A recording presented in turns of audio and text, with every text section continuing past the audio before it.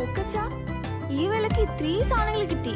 സാധാരണക്കാരെ മനസ്സിലാക്കി സാധാരണക്കാർക്ക് പർച്ചേസ് ചെയ്യാൻ പറ്റുന്ന ഒരു സ്ഥലം ഇവിടെയും ഇല്ലേ? ലൈബ വെഡിങ് സെന്റർ അല്ലേ? കറക്റ്റ്. വില വളരെ കുറവാണ്. Laiba wedding centre, Pookkottumpadam, Vandoor, Karuvarakundu.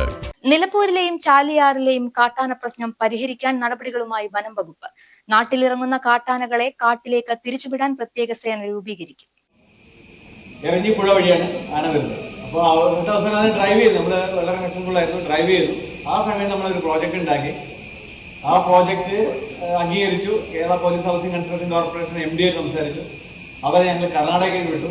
കർണാടകയിൽ പെട്ടെന്ന് ട്രെയിനിങ് നടത്തി. അവർ തിരിച്ചു വന്നു.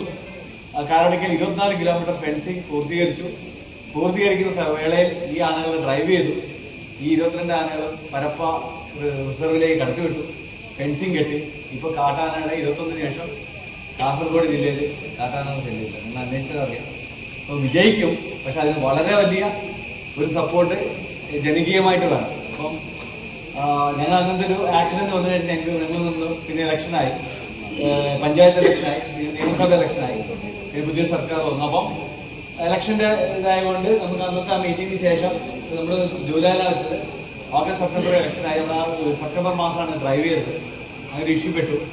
ജൂലൈ മീറ്റിംഗിന് ശേഷമാണ് മമ്പാട് ഇഷ്യൂ പെട്ടു. അതിനുശേഷം പിന്നെ ഇലക്ഷൻ വന്നു. ഇലക്ഷൻ വരുമ്പോൾ എല്ലാവർക്കും ഒരു ടെൻഷനായിരിക്കും. എല്ലാ പൊളിറ്റിക്കൽ പാർട്ടികൾക്കും ടെൻഷൻ. എന്തെങ്കിലും പ്രശ്നം വന്നാൽ അതൊരു ബാധിക്കും. ആരെങ്കിലും ജനപ്രതികളായാലും ഏത് പ്രശ്നം. അപ്പോൾ അതുകൊണ്ടാണ് അത് നീണ്ടുപോയത്. അപ്പോൾ ഇതിന് ഇപ്പം നമുക്ക് കറക്റ്റ് സമയമാണ്. എല്ലാ ഇഷ്യൂസും തീർന്നു. അപ്പം ഇപ്പം നമുക്ക് ഒരു ജനകീയമായിട്ടൊരു ടീമിനുണ്ടാക്കാം. നിലമ്പൂർ നഗരസഭയിലെയും ചാലിയാർ പഞ്ചായത്തിലെയും കാട്ടാനശല്യം സംബന്ധിച്ച് ചർച്ച ചെയ്യാൻ നോർത്ത് DFO വിളിച്ചു ചേർത്ത യോഗത്തിലാണ് ഇത് സംബന്ധിച്ച് തീരുമാനമെടുത്തത്. കാട്ടാനകളെ പ്രതിരോധിക്കാൻ ശാശ്വത നടപടികൾ വേണമെന്ന് ജനപ്രതിനിധികളും കർഷകരും യോഗത്തിൽ ആവശ്യപ്പെട്ടു. കാട്ടാനകളെ കാട്ടിലേക്ക് തിരിച്ചുവിടുന്നതോടൊപ്പം വനാതിർത്തിയിൽ ഫെൻസിംഗ് പ്രവർത്തനം കാര്യക്ഷമമാക്കണമെന്നും ആവശ്യമുയർന്നു.